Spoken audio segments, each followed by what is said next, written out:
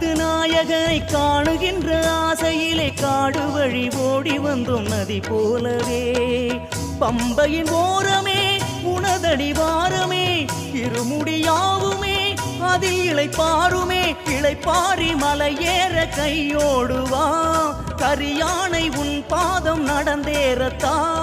நெய் மணக்கும் மாமலைக்கு நீ வாசலா உன் கைபிடித்து ஏற வந்தோம் வெகு ஆவலா.